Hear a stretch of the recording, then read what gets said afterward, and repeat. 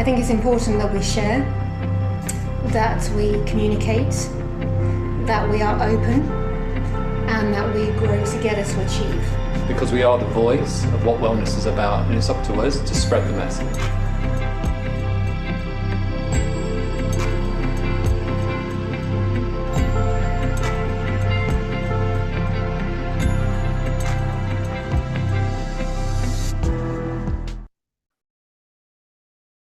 Ladies and gentlemen, spa friends from around the world, hello, and thank you so very much for joining us on this World Spa and Wellness Online Conference, broadcasted live on 10 different platforms so that we can inspire and empower as many of you out there in these times of uncertainty, navigating doubt and information, false information, all kinds of things. So today, with the help of the professional beauty teams in the UK, GCC, South Africa, India, and in partnership with World Wellness Weekend, we are going to bring you a fantastic panel of speakers talking about reopening strategies from Canada, North America, Mexico, and Argentina. Just to give you a few takeaways or insights of what we're going to talk about for the next 60 minutes.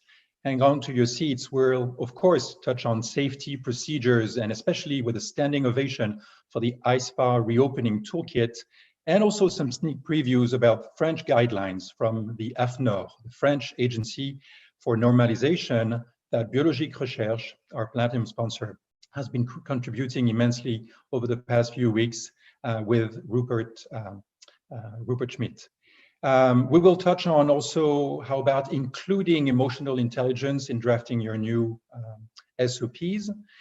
We will argue whether you should reopen right away or if you should take more time to rethink your value proposition.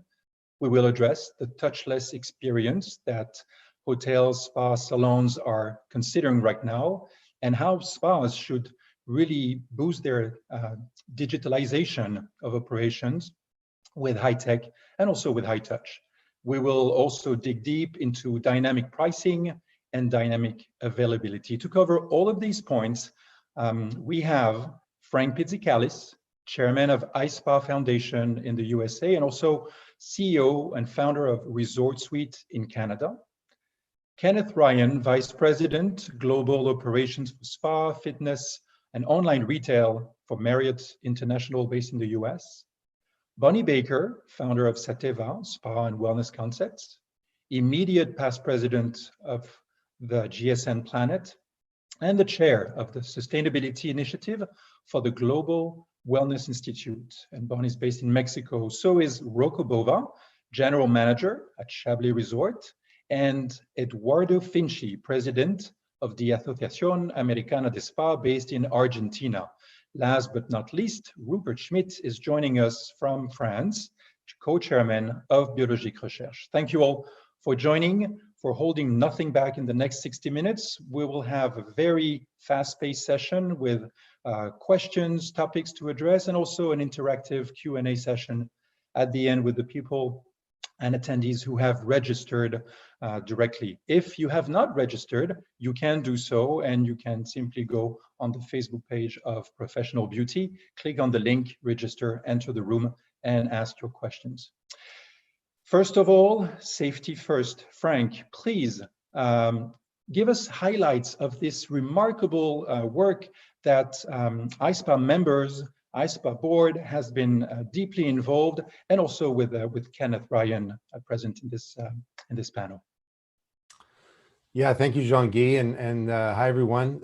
So iSpa really, as the pandemic started to hit, and we saw how all of our spas were being affected, we immediately started pulling together resources and created a sort of COVID-19 subpage within our website, and like a microsite. And then as we've developed and working with people like Kenneth from Marriott and others from across the industry, from Accor and Four Seasons and Hyatt, Hilton, Mandarin, Montage, Rosewood, Shangri-La, as well as suppliers in our industry from Technogym to Noel Asmar and also independent hotels from the Edgewater and Blue Harbor, Terranea, Woodstock, and Trilogy.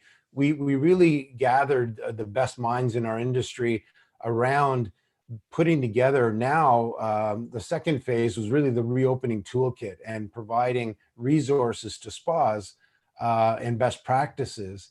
And it's been an enormous effort, really great contributions and collaboration across the entire industry. And, want to thank everyone that's contributed to it.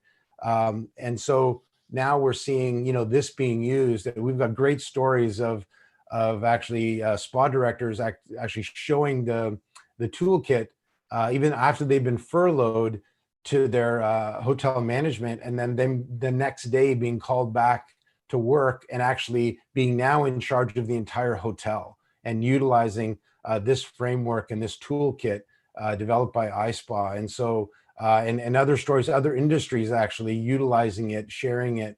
The Retail Bakers Association of America and is now thanked iSpa and are using it with their association as well. So interesting times, and certainly just a great tribute to the great leaders we have in our industry, coming together like this. So and who wouldn't want a massage and a cupcake?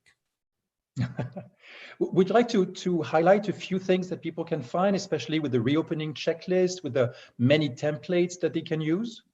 Yeah, so the checklists around in terms of sanitation and guidelines for staff, communication templates, both internal with your team as well as externally for for your guests, and we're seeing spas now opening and utilizing these tools, and actually we're starting to get the early feedback, and guests just are happy to be back in the spa. I mean, we're very, very encouraged and optimistic. Our industry will be back, and we're seeing even staff. We've got some data from the AMTA. We can't share it; it's theirs to share. But certainly, the vast majority of therapists are looking forward to getting back to work and are going to stay in our industry. So, just a lot of great tools there. Certainly, invite everybody to go and get that. We have research that we did to get into the mind of the consumer with our partner PwC. And so just getting a lot of these great insights that will help us understand the new normal and what, the consumer expectations are going to be as they come back to our spas. Thank you very much, Frank. In the meantime, Rupert, you have been extremely active with a group of French professionals gathering at the AFNOR, the French National Agency for Normalization, about the reopening guidelines for spas and for salons. Would you like to share a sneak preview of that? Rupert, I believe you're muted. Sorry, I wanted to stay discreet. We can hear. What iSpa has achieved is just impressive. It's much more challenging here in Europe to organize something which need to be stamped by the state. And what was impressive is that we have put together checklists, rules of the game, and that those were allowed, and now they are authorized officially by the French state, and they are also shared. What has conducted all our work is a sense of humility, okay, because we believe that we need to offer to our staff and to our guests 100% or as much as we can of safety. Okay, so for us, what was also important is that everyone in the spas is getting really responsible for everything they're doing on the day-to-day life, because that those wonderful virus is moving around with rules we do not know, we do not totally understand now. And what was key for us is that each spa, because a lot of day spas have reopened in France on a very short notice, and that those rules are really in place in all the spa which will or which have reopened until now. But really, what you have done at iSpa is just impressive. Congratulations. Thank you, Rupert. Kenneth, you were part of the task force or the gathering of minds that crafted these guidelines for iSpa. Can you share with us some key measures that you recommend implementing post-COVID-19 for standard operational procedures? Yeah, I think I just sort of I want to piggyback on what was said and add to what Frank has mentioned. You know, the iSpa team itself, Lynn, Crystal, and Josh, have absolutely been phenomenal. The pleasure of working with I would say our group of 30, an association with the iSpa team, has been unprecedented, and I've been humbled to be a part of that, and I am a small part of that, but. It's really been an interesting time, and I will tell you that I'm very sympathetic for everybody that's going through this right now in the industry. And as an individual working for Marriott International for over 10 years, I've been a part of the 85% that have been put on furlough. So I am coming to you from a very personal perspective today. That I feel what many of our worldwide associates are also feeling in that uncertain times and so forth. And I've taken my energy and my experience to lend to the industry so that we could have a path forward to come out of this on the other side. And Patrick Huey from Montage sort of led the way for us. And I'm not here to call out people, but he started this small group and it grew, and we have 30, as Frank listed. Great job of listing all the people that are involved. Phenomenal people that have put together great resources and tools, and I think there are over something like 40,000 downloads of this resource. And I'll plug even what's going on with this conference. I just finished the Irish Spa Association seminar that just took place, and they mentioned that they went and got the iSpa toolkit and were able to use that to help them. And that made me feel really proud and really warmed my heart, that because that was the other thing I have to mention. iSpa has done something that has been very interesting and unique at this time, is they made that toolkit available worldwide for everybody, members and non-members alike. So if you're on this webinar right now and you're wondering if you can get access to it, you can. And that's really what I've learned through this time right now, is the coming together of this industry. So to answer your question more pointedly, the three things that I think are most critical in this operation going forward is, one's gonna be around cleanliness. Two is going to be around communication and what I like to call the show and tell component of that. And then most importantly, three is going to be around the associates. To begin with, cleanliness, from the Marriott's perspective, we heard from our COO, Arnie Sorensen, that they put together a cleanliness council of doctors,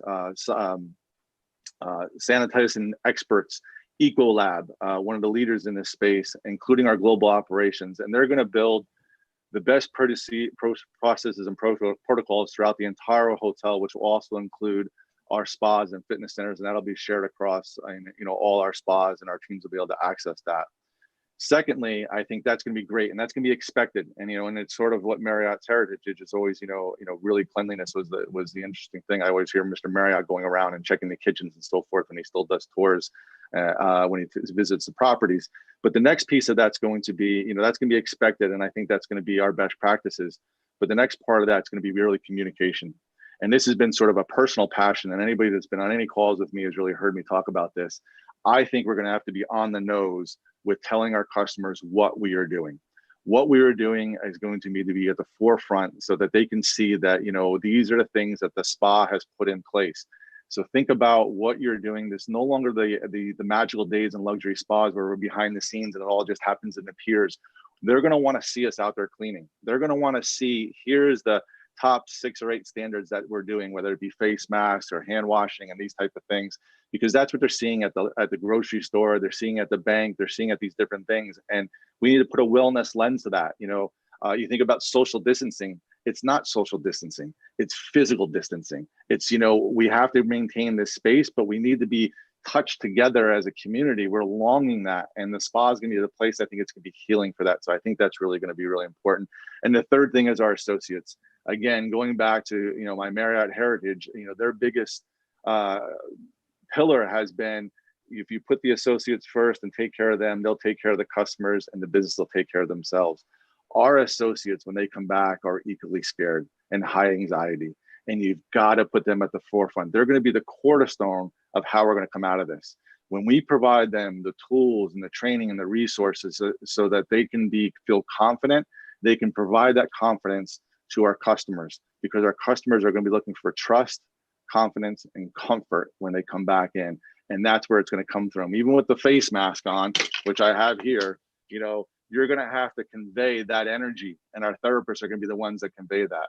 And they're going to have to be a part of that process. And I would say it's not a reopening. I think I would encourage everybody to think about their spa as the first opening. And then when you do a new opening, for many of us that have done that, you've got to put in that time before you get ready. So it'll be 3 or 4 days or a week. You got to come in, hear from the associates, hear their concerns, their questions, and have them a part of the cleaning process, so they know that you haven't just deep cleaned it, but they've also cleaned it. And then role play. Think about that. You know, it is hard to wear that mask 8 hours a day. If you haven't tried it, I encourage you, right? It's not easy. And you're going to have to role play this sort of thing, because when you get that comfort level, your customers will feel it. And those first people through the door, and that will spread. So I really think that those are some of the things the 3 things we have to do to get it started right. Thank you so very much, Kenneth.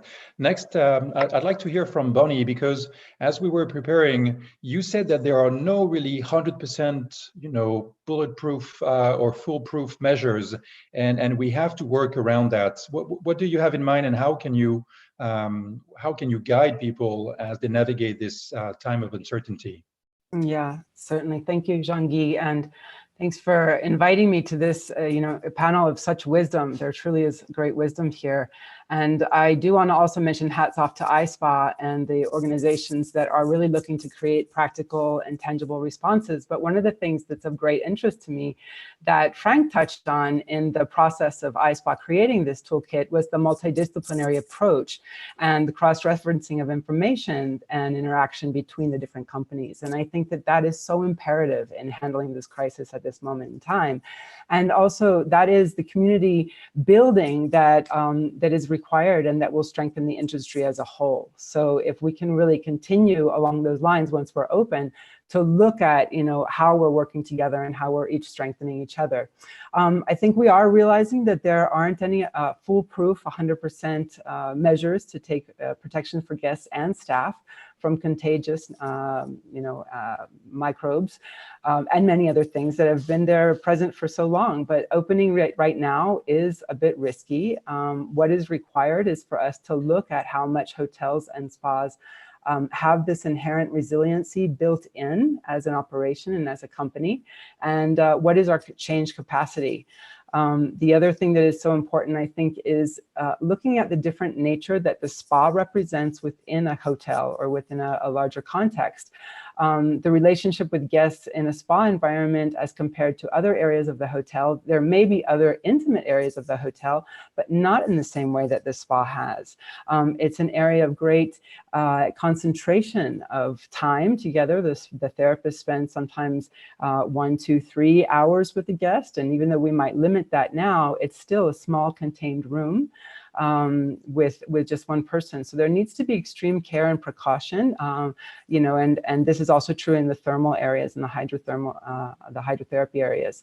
So we do have to have that paradigm shifting conversation about what wellness is and what that means on a micro individual level and also on the macro social level within the functioning operation. I think that it's, this virus affects individuals in many different ways, and the body's response is different. So it's hard to say that there's a global action, though every action that's been laid out, once again, in the iSpa toolkit and in some of these different organizations is important. I think out of the 3 actions that I would say, looking at now is the time to start gradually opening the doors. What kind of programming are we putting in the spas? So we have maybe a limited number of treatments available per day, a limited number of interaction hands-on, but here's an opportunity to explore some of those more innovative areas of, energy and vibrational medicine, electromagnetic treatments, and sound, just to name a few. Some of the, the things that were more on the fringe of wellness in the past, but that we can bring in now. And also, where is wellness being delivered in other parts of the hotel or other parts of the resort, so that it's not just that small contained area. Also, the home care is such an important part, and linking that into a series and return return treatments.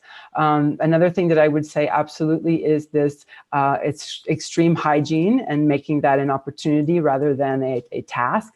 How are we disinfecting? What kind of personal protective equipment are we using? I think that these companies have really outlined that quite well. I'm very interested in some of the new technologies, ozone being used a lot more, some of the new plasma and nanotechnologies, they're very on the cutting edge. So I'm particularly interested in those, and we're starting to work with them a little bit more in our environments here.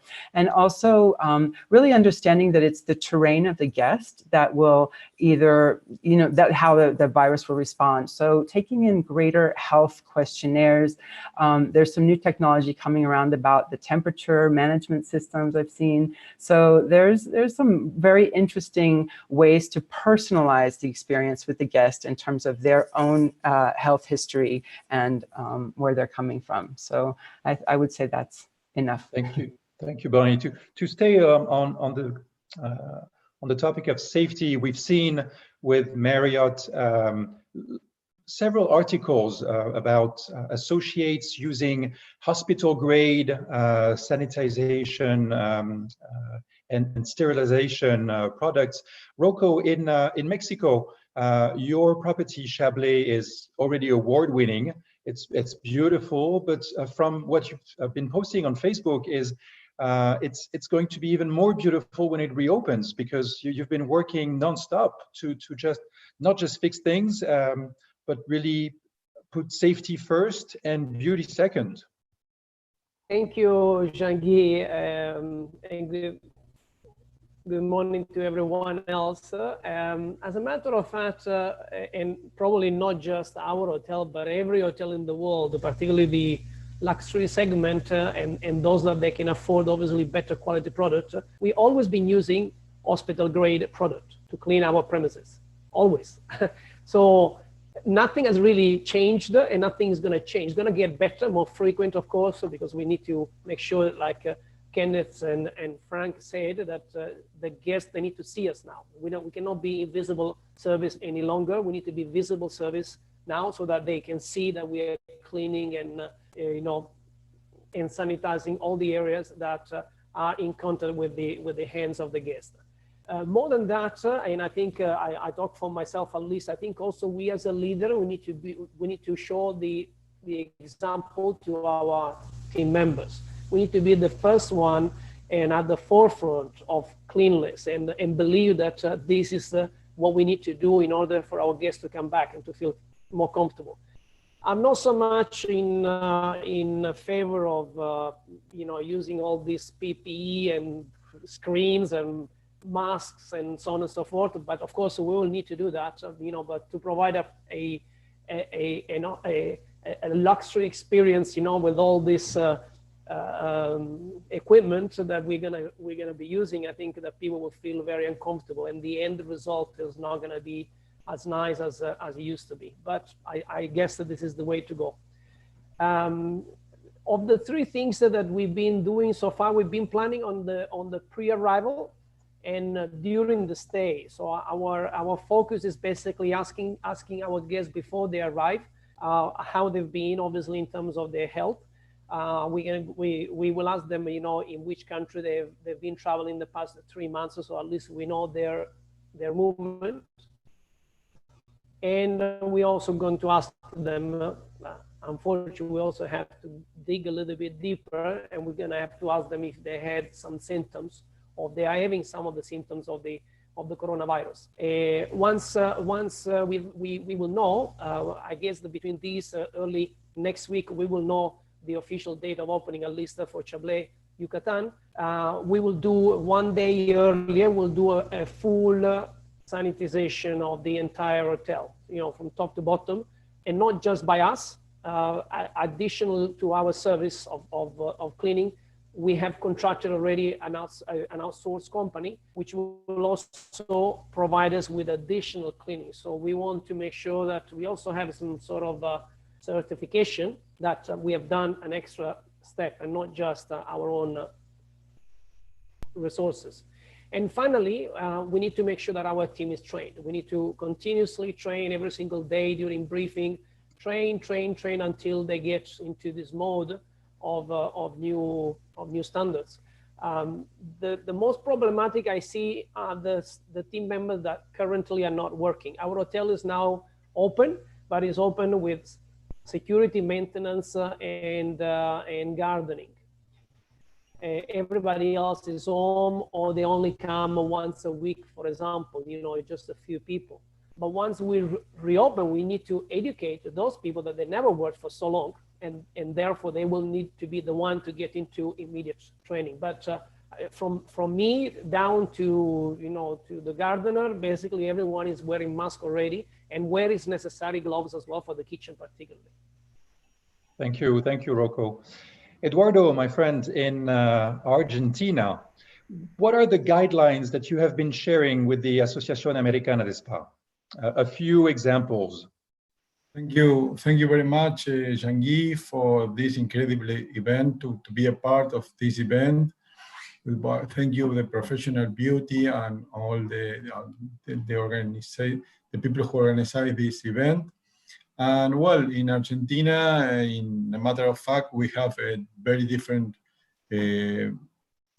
environment, because we are far from open. In Buenos Aires, it's almost closed, shut all the spa and all the venues. So we have a different perspective, but we are working very hard with the association, with the government, to give some soaps, standard operation procedures, and the main guidelines of our soaps. We saw the ISPA recommends and also another things, and we have a health guidelines about before the appointment, when the client's appointment date. And in an appointment day, we have some recommend that all the speaker has also talked, are more or less the similar, but we recommend to our associates to get this guideline, and we post it in our face and on our web page. I can talk about the hygiene rules, that we allocate space where the customer can perhaps he sanitize his skin with chlorinated solution. We put a space for the client to sanitize his hands with alcohol and gel and wash with water with soapstone. We sanitize your belongings, and in general, all the recommends that the other speakers told. There are we contribute to the industry in Argentina, but we are beginning to think in the reopen. The reopen is far. I think that here in Argentina, the reopen perhaps will be in August. In August? In August, perhaps, yes. Wow. Yes, here is all shut, as we can see. I have no hairdresser on. It's all shut here. But we learn a lot of the ISPA, and we are doing our original soaps. And I think that perhaps in August, July, perhaps, but not early. Okay. Some of you attending this session are running spas, like Kenneth, hotel spas, or destination spas or salons.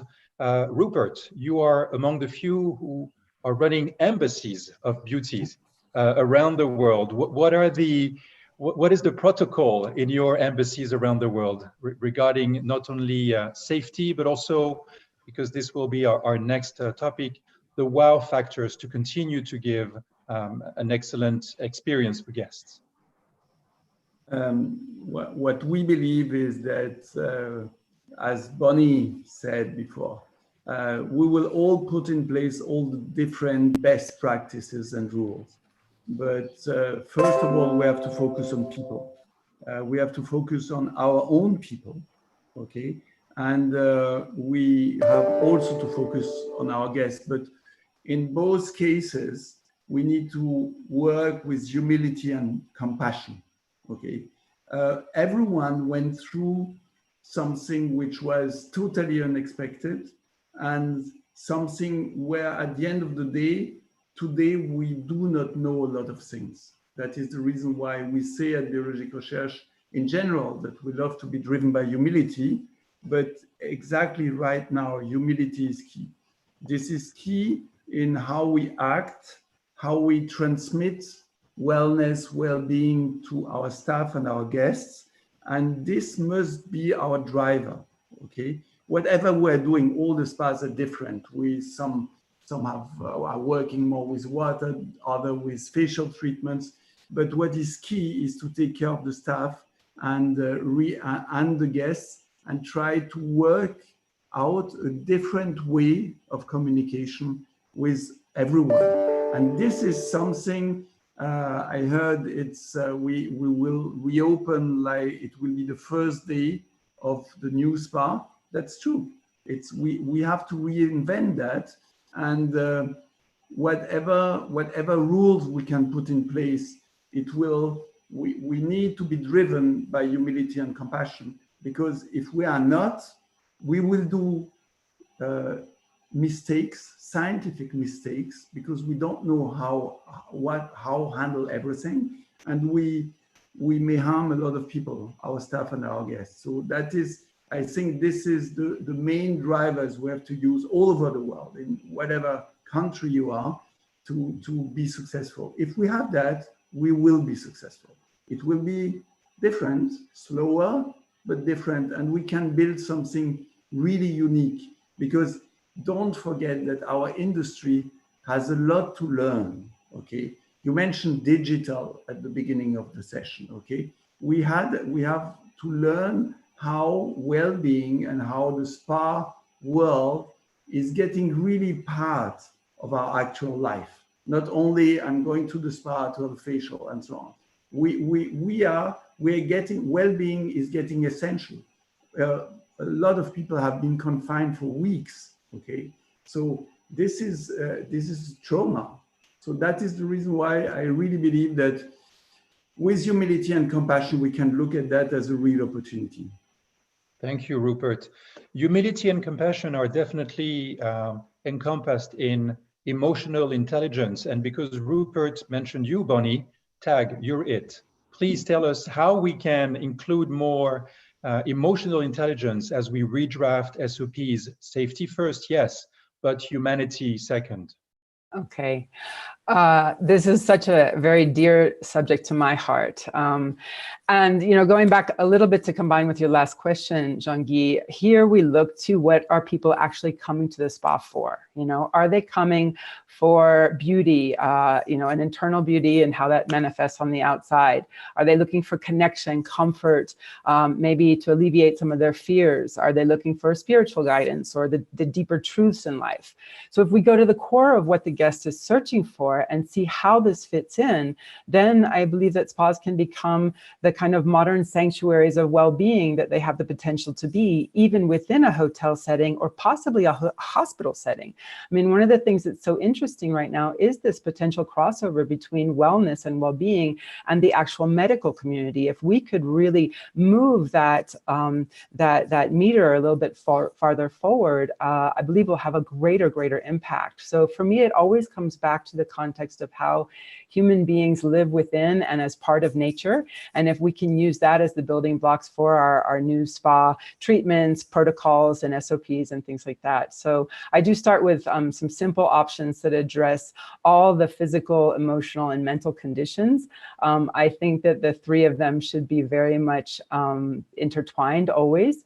And we're incorporating a lot of emphasis on our abilities to strengthen the guest confidence and the staff leadership. So actually requiring that the staff steps into a place of you know, ownership and how they are active in their own lives to bring that wellness out. So much of our staffs and our therapists, you know, they're thinking about, well, I'm delivering this as part of my job, but where are they actually living and practicing the wellness within? So we're trying to really focus on that for their well-being as well. And from a process-driven standpoint, you know, we've always been focused a little bit on SOPs as the process and the function of the operation, but we're looking now but this process-driven viewpoint, and seeing how to bring in this kind of self-awareness and the will, the actual will to be well, the will to help our guests on every level that they need. And that is much more about self-actualization. That's much more of a self-development process. And then with self-development, you have social development, you have system actualization on a larger scale. So the SOPs are just a starting block for something that really creates these kind of like expanding concentric circles. And my friend Alina says, it is actually the responsibility and interaction, the response ability. How are we able to respond to these moments in time? How are we able to respond to what the guest needs? Not only anticipating it, but responding to it from a real truth and a real authentic place, and our ability to be creative in the now. So SOPs tend to have this kind of rigidity about them, but I'm looking very deeply for the way that SOPs can be self-actualizing in themselves. You know, how can we have that response ability and be creative in the now? So creative problem solving and more lateral thinking in our hotels, more lateral thinking on all levels, that gives the, you know, the colleagues and the therapists on every level the ability to come in and respond. So that's, you know, may not be the answer, but that's what I'm reflecting on. No, absolutely. And we could continue really to dig into how SOPs can evolve into building or strengthening the culture of the team, and that wellness is not just for the guests, but also should be lived and experienced by the staff also. But I'm conscious of time, and I would like to address a point that is very violent, very brutal, that is choking the economy right now: shift. And as you know, and as you've seen sometimes on bumper stickers, shift happens, or maybe they write it differently, but that's what I remember. Shift happens. What would be the 3 steps that you would recommend, Kenneth, before reopening, if reopening is considered? I mean, we are really excited to try to get our spas reopened. I mean, we have 550 spas worldwide, and they're going to go at different times. And I think the 3 things that are probably most important, first off, you know, goes without saying, it's going to be your local government, your municipality that says you're okay to proceed. You know, we heard earlier today with the Irish Spa Association that's working on with the government, trying to sort of lead that path a little bit. And I think where you can, I think you need to, you know, dive in. So work with your associations, work with your teams in whatever community you may be to sort of help guide that. And it's tricky because there are groups that want to go forward fast, and then there's other groups that want to take a slower approach. And there's that controversy going on right now. So I definitely, you know, you got to get that out of the way first off, is you need that approval. The second will be really, are you prepared? Do you have the right measures in place? Have you brought the teams back? Have you done the training? Do you have the PPE? You know, so a lot of us on furlough are not sourcing those for our hotels right now. So what does that look like? You know, when you get back, you need to make sure you have all those resources and tools in place that's going to protect your associates and your customers when you come back. And then third, it's when you're ready. And you heard me say it earlier, this really needs to be about a new opening.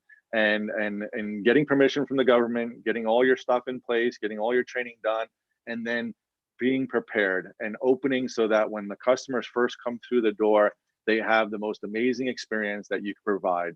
Do not figure it out along the way with them, because you're going to get one chance to get this right. And I think it's going to be critical that you take those first steps that are really calculated and that you've done everything you can. And again, you heard me talk about role playing, you know, what we can do to make those customers feel most comfortable coming back to our homes. And that's how we like to think about our spas, right? Bringing these people into our homes and showing them the love and the care that we want to provide. And that's what our associates and our therapists want to provide. So making sure that we've set up all those things to be successful in going through that. Thank you, Kenneth.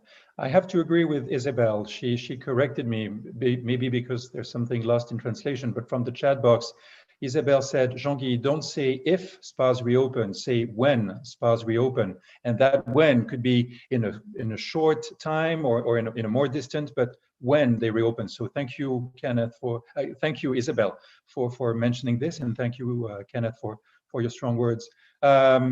Eduardo, let's move to you. I know you have a little bit more time maybe than others in America or Canada to reopen, because you mentioned opening over the summer. But you also said something that really caught my attention when we prepared. It's not just about the business model. You said we need time to rethink the essence of our spas and retake the business dream. So not just the business model, but also the business dream, taking us back to why we chose this industry. Can you elaborate?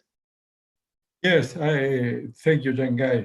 I think that really we have to rethink the essence of our spa. And retaking, we have time now, we have time to think, to plan.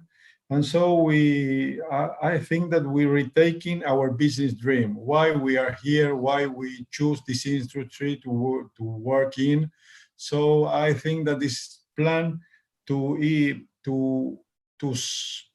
search, to find what the identities, attributes we have in our spa, in our venues, so why we are here.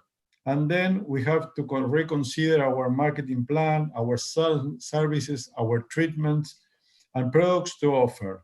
We really think to make a new menu, we have to think in a new treatments, in a new offers. So we have planned, and so this is the time to rethink our organization. I think that we have a huge opportunity to plan and to think in a new experience spa.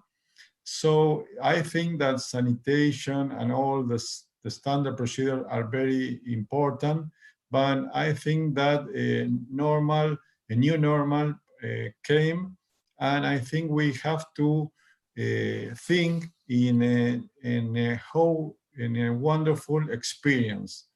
So I think that perhaps we have a new customer, a new e-customer, a learning customer, and we have to give him some courses, some classes, like, for example, videos or webinars like creativity, boosted your personal creativity, or meditation, and the spa have never done before, and then began to have another opportunity in treatments. And also we have to plan incredible experience with perhaps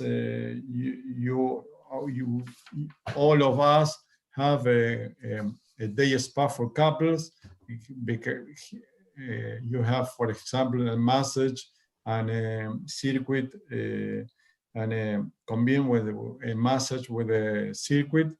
But we have to think in another way. We have to think in perhaps in a different, surprising, and innovative way.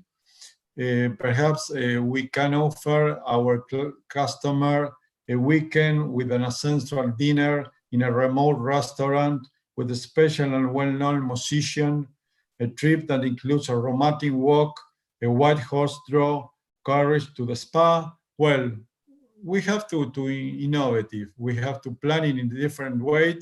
And I'm sure when we all reopen our venues, we have a fresh way to see these things. And also... Thank you, Eduardo. I think we need to move on, and I think we completely understand from the experiences that you're mentioning, thinking differently, preparing well, that when Argentina reopens, it's clear that the message is, if people want to travel, they need to travel directly to the letter A on the alphabet, to Argentina, then maybe Brazil, and maybe Canada next. Absolutely. We hope so. Only one thing. Yes. We have to think that, as my friend told me, that we think that we touch souls, no bodies, and you have to make the difference. We have to make the difference, and we recover our dream. The friend who told you that was a good friend. Absolutely, touching lives and not just touching skin. Frank, please share with us your perspective from Canada and from the US, because for those of us turning to CNN, there's a lot of information. For those turning to Fox News, there's lots of other information.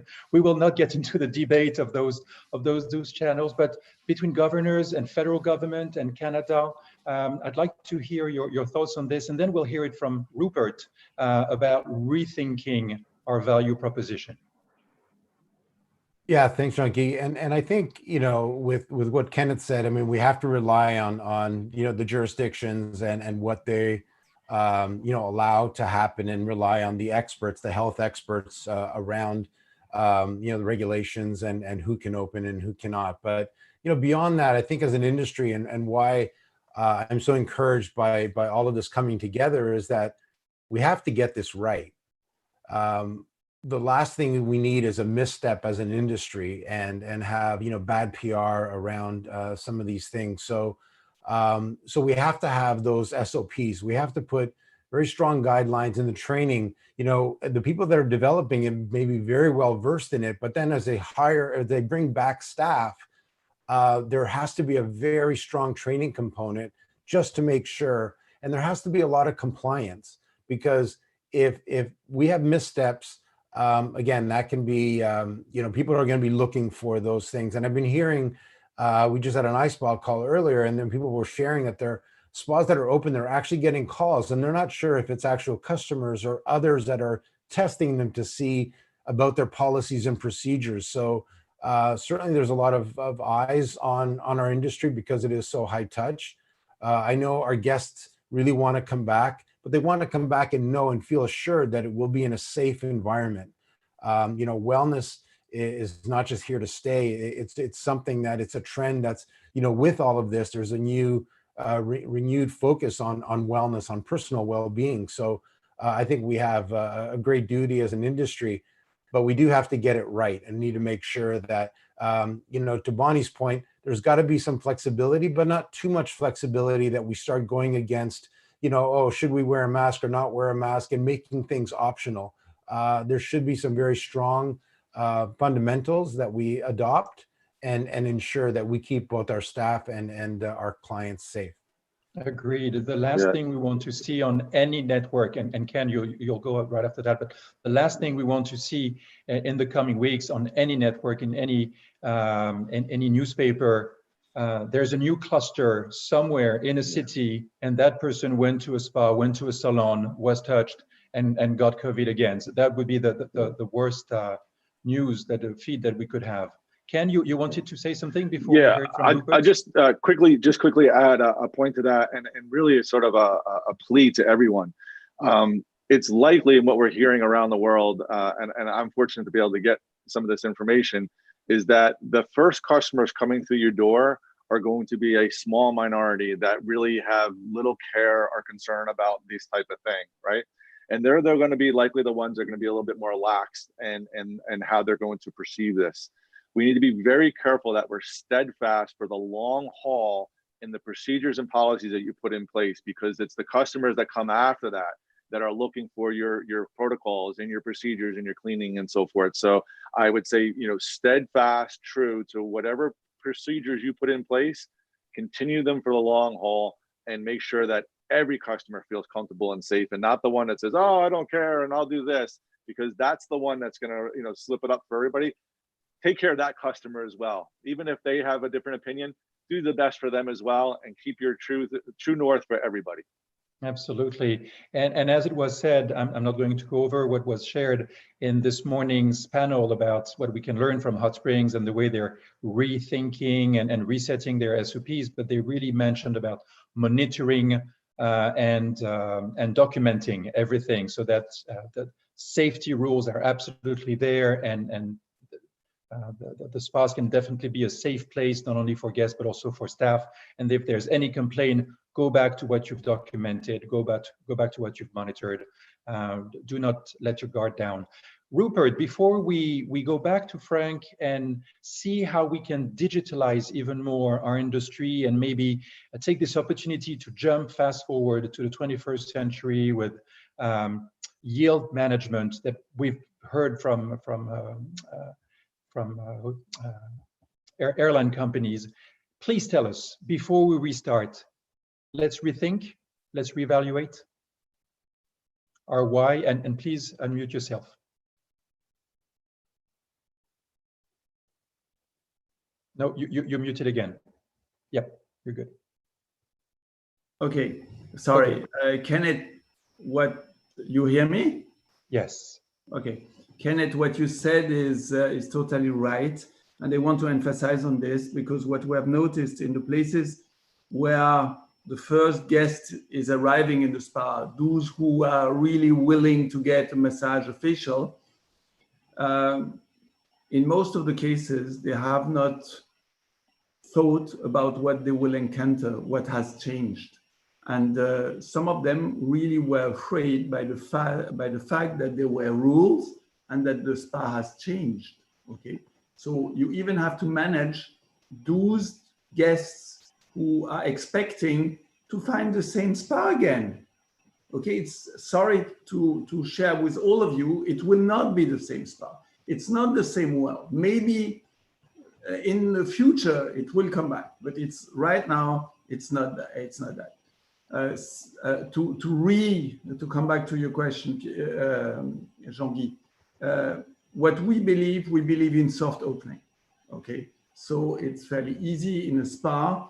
If you have a day spa, you can start with opening retail type of consultation and then start slowly but slowly the treatments. Okay, but don't open the whole spa. Then rethink what you offer to your guests.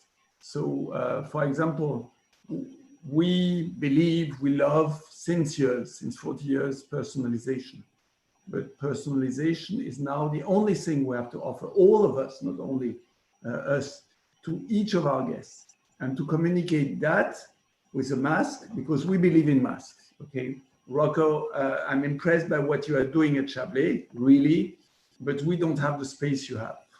So we really, so with all the rules we have, we need to be able to personalize and take a unique care of each of the guests. I give you a silly example, is that we have developed with Wellness of Cancer for cancer, we have adapted all our treatments to people who have cancer. Okay, this is personalization. But right now, you have to be able to serve those guests who have cancer or had cancer with the COVID risk, with offering them the best service. This is a challenge, and we need to relearn and rethink all the way we handle our guests in the best way to offer them a unique personalized experience. Thank you, Rupert.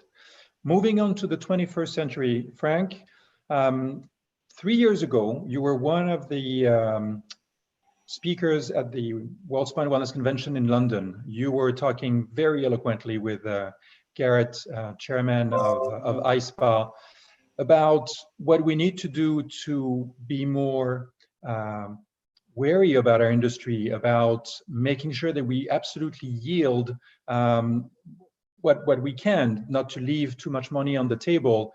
The idea, especially now with physical distance, not social distancing as Kenneth said, but physical distancing, forcing some venues to rethink their capacity level to 50% of what they were doing before, of having 20 to 30 minutes turnover time between treatment room.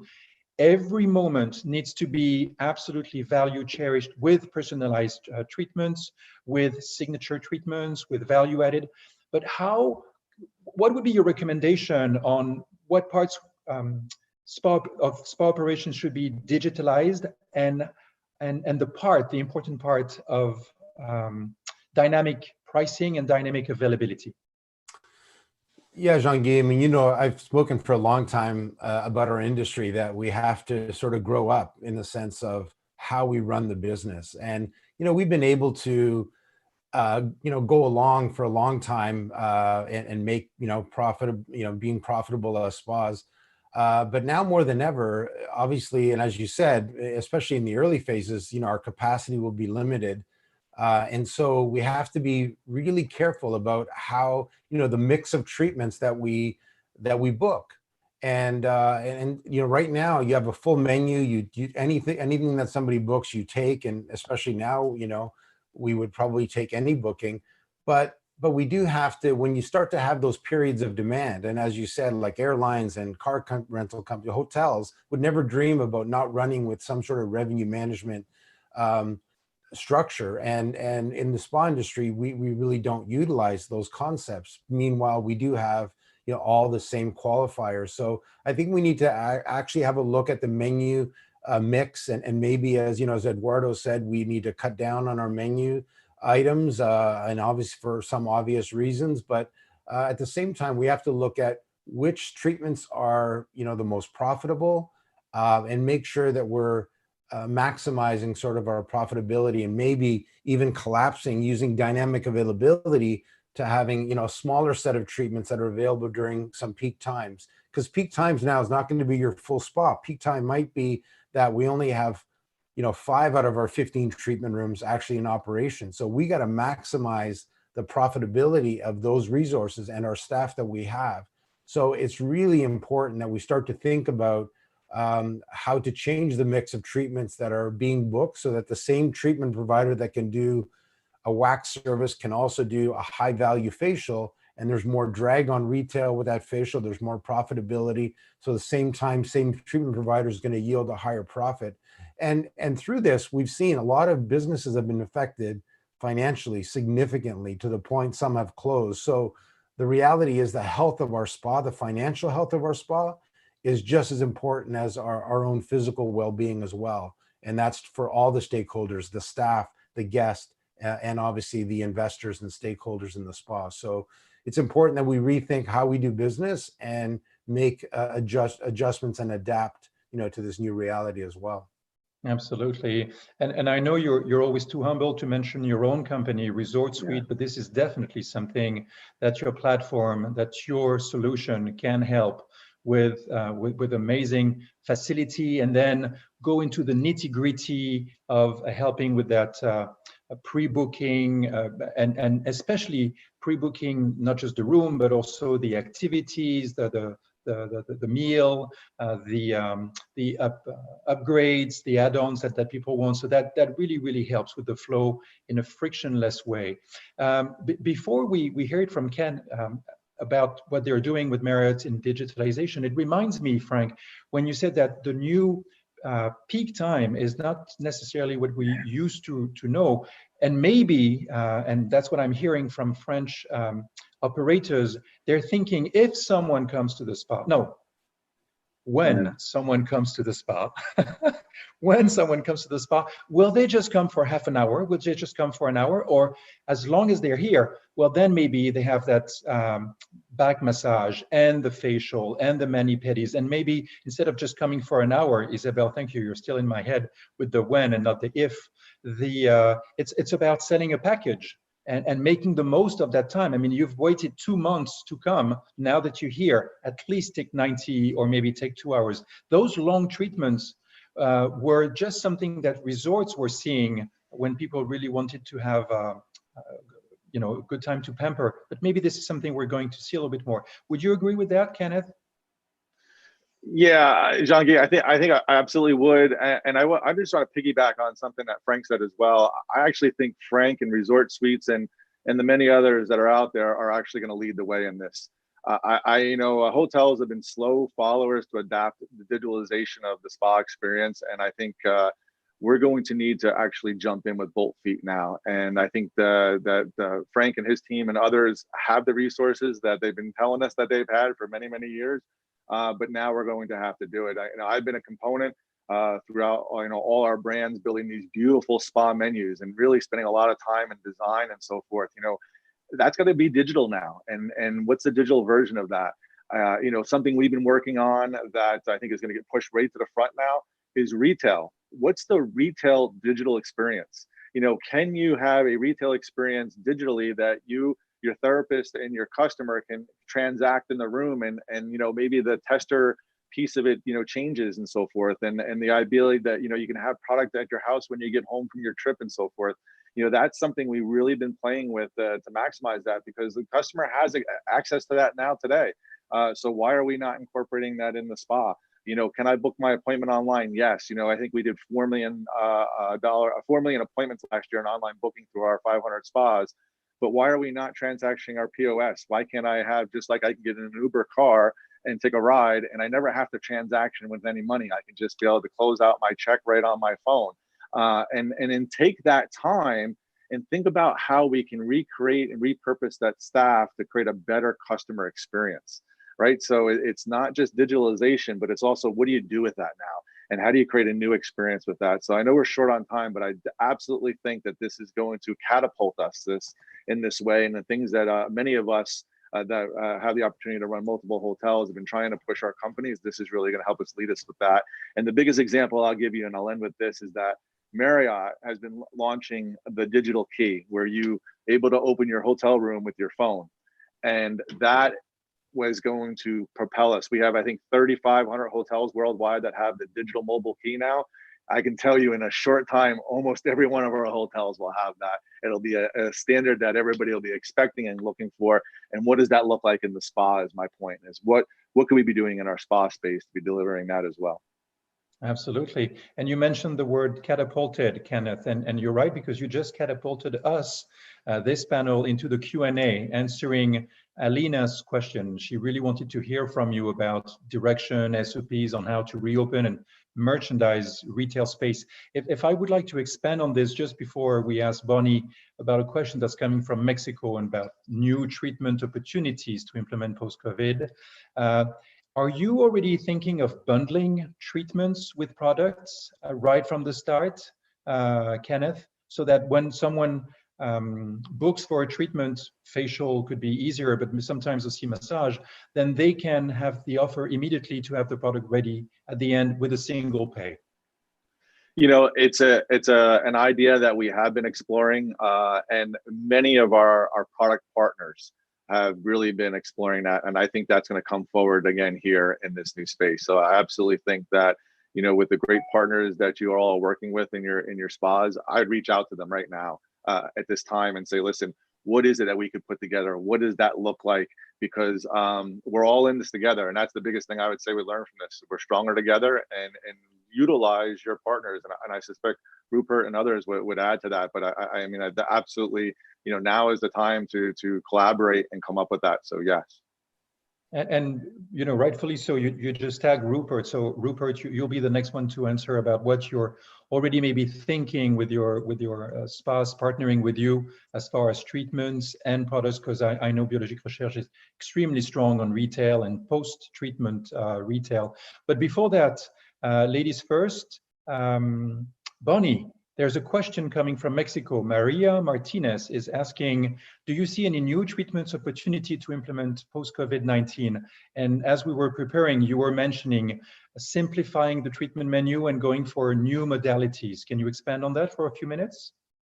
Sure. I think that is what we really have to ground ourselves in right now, is opportunity, and looking, to use Kenneth's word, to repurpose some of the things that we've been doing. And one of the things that I really hold dear, I mean, we can go into specifics, but I don't think this is the time, to look maybe more from a conceptual level at this high touch, high tech dynamic, and to be able to really utilize technology in a new way, to begin to explore some of these different parts of the human being and the human wellness that we haven't really looked at before, but still grounding in some very deep, connected touch, concentrated touch, when that's possible, when, either the regulations allow us to, or that our SOPs are at a level that we can, and the training has been done. I want to really emphasize that I agree 100% with Frank about that. But the opportunity that we have now to begin to explore some of these, maybe non-mainstream ways of addressing spa treatments and addressing spa menus, I think that is something that we should fully take advantage of. you know, the guests that we have coming into our spas, they are looking to change the way they live, and they're looking to us as, you know, leaders in this. And we are all, you are all leaders, and it's incumbent on us to start to ask those difficult questions, not only about the way we do business, but about the way we do wellness, and about the way we live in this crisis and through this into a new reality and a new normal. I don't really agree with that level, because, you know, who knows what really normal is nowadays.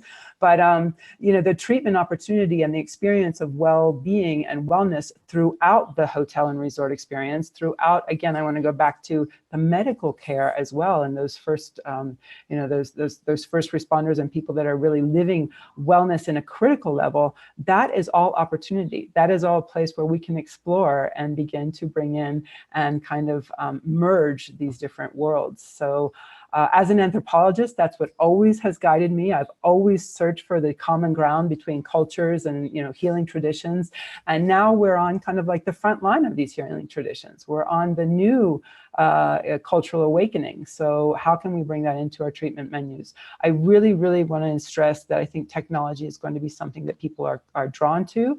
I think that luxury is being redefined. So how we deliver a luxury experience is being redefined. It's not about, you know, opulence and waste anymore. It's much more about essence. It's much more about authenticity. It's much more about deep, deep soul connection between the therapist, all of the colleagues actually in the hotel, and the guests that are coming to look for either a, you know, an escape from something in their life sometimes, or a deepening of something in their life. And, you know, one place that we can experience that I know well is actually in Chablais, and Rocco has been relatively silent in this, but I know he knows, you know, some of those things are the guiding principles of our operations and of our spas and of our hotels. So it's up to us to kind of look to that and begin this new call to action. But the call to action isn't just on us in terms of our business and profitability. It's a call to action to bring out that part of, you know, our humanity together. So thank you, Bonnie. Thank you. We'll hear it from Rupert, and Rocco, you've heard it. Tag, you're it. You will be next, and you'll take us to Chablais in a second, just after Rupert, because you did mention something about digitalization, and especially about checkout and trying to move away from money and payment.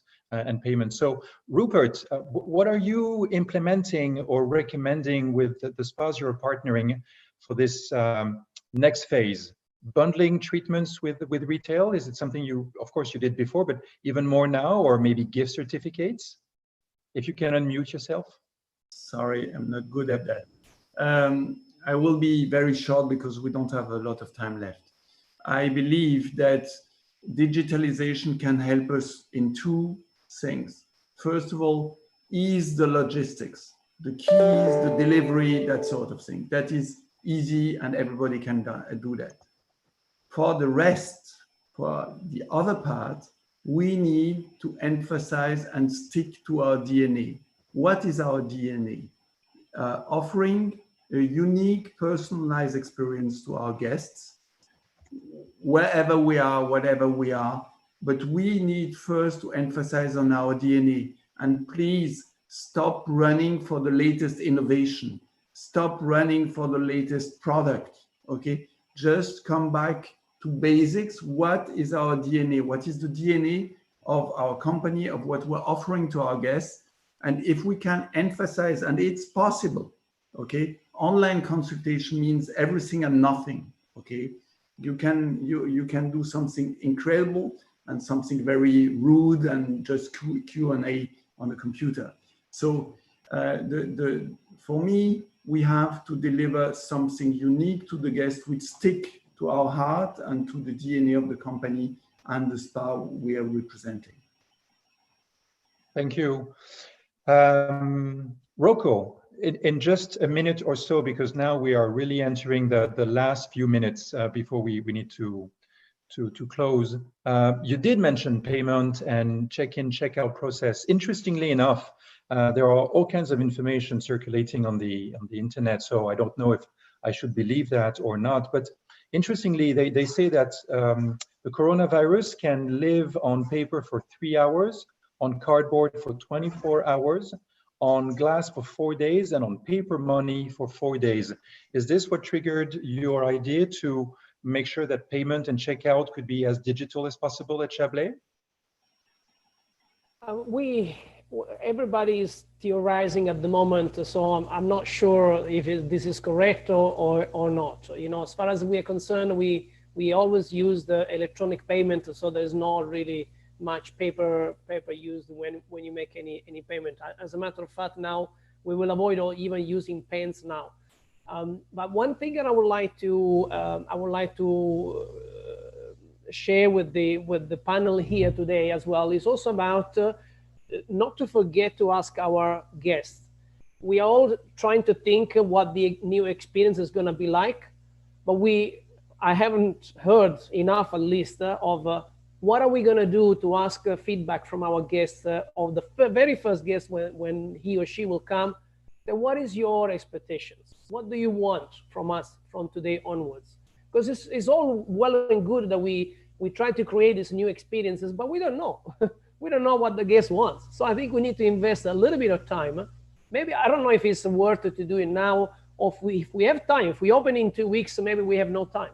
But you know, I am planning personally to send individual emails to our repeat guests at least. So at least we have a small segment of our guests, and ask them, you know, what are your expectations when you will come back and visit us again? Thank you. Thank you very much, Frank. I know you wanted to add something, and then we'll hear it from Eduardo, who really advocates to go into very targeted messages. But about money, Frank? Yeah, and as Rocco said very well, is that we don't know exactly what the guest expectations will be. We know they will be different.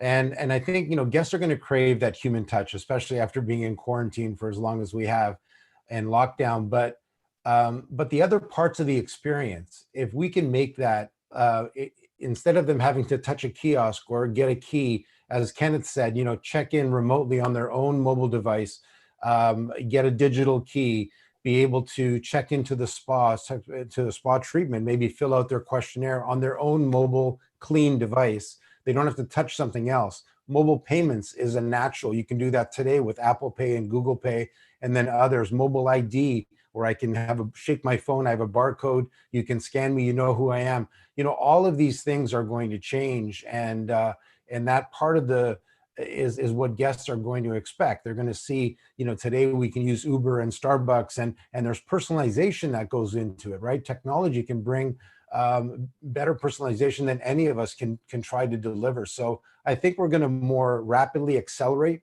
to that, but I still think we have the high tech, but also very high touch part of our business and leading from the heart. So it's going to be, you know, really a bit of both, and that's, you know, that's the important thing we need to consider. Thank you so very much, Frank. Jean-Guy, if I can give just one more tip to Rocco's point. iSpa has also done a huge consumer survey that Frank mentioned at the beginning of this call with PricewaterhouseCoopers, and there's some really valuable nuggets in there. So for a lot of the individual spas and so forth that may not have the ability to do some sort of survey, there's some really great learnings and so forth. So I implore you to, you know, reach out to the iSpa team to see if you can get access to that. Really helpful. Absolutely. We are entering the danger zone, as Tom Cruise would say in Top Gun, because we just have a few more minutes. And thank you so very much for all of you for staying with us. Eduardo, take us to Argentina and tell us what you had in mind when you said brands can no longer develop a single message, but hyper segment their messages. And my friend, you have 1 minute. Okay, as already all the speakers have said, we have another consumer of spa, another customer. So we have to direct our communication in a different way because the brands have no one only message. Instead, they have an hyper segment their message. We have seen a lot of opportunity here. And I think also that the marketing and the communication before the COVID is very, very important. So here in Argentina, we can, with the SPA, have a huge opportunity in 2099 with the World Wellness Weekend. I think that we can think in September, and we have a huge opportunity for all spa, for all venues, to be part of the World Wellness Weekend to can appropriate a huge opportunity of marketing and a free opportunity of marketing. So I think that it's a good way to say goodbye, perhaps, you know? No, it will be soon time to say goodbye, but thank you so very much, Eduardo, for mentioning it. It's true, you are the ambassador of the World Wellness Weekend in Argentina. Bonnie is the ambassador in Mexico. Rocco is in Merida. So thank you so very much, all of you, yes, for your help. It's time to say goodbye because my friend Andy told us that we have 80 minutes and it's now 77. So thank you so very much, all of you, for attending, for choosing to spend your time with us. Thank you, all of you panelists, for coming from Mexico, Argentina, Canada, USA, France, of course. There's much more coming your way tomorrow. Do not miss the next sessions that we will have. Tomorrow, we'll start with the PB team from India with a good look on Ayurvedic treatments and how they can bring a brand new value to your proposition in your spa. Then we'll hear from two fantastic speakers from and operators in the fitness, what you guys in the spa can learn from fitness operators. Do not miss the panel about the wellness, the future of wellness tourism, and the list goes on, and we will finish the day with Susie Ellis and Nancy Davis from the Global Wellness Institute, sharing their insights about resetting the world. So we're on time. It is not about if, it is about when, and thank you for showing up. Thank you so very much, all of you. Thank you so much. À bientôt. Au revoir. Thank you very much. Thank you so much. Adiós, gracias.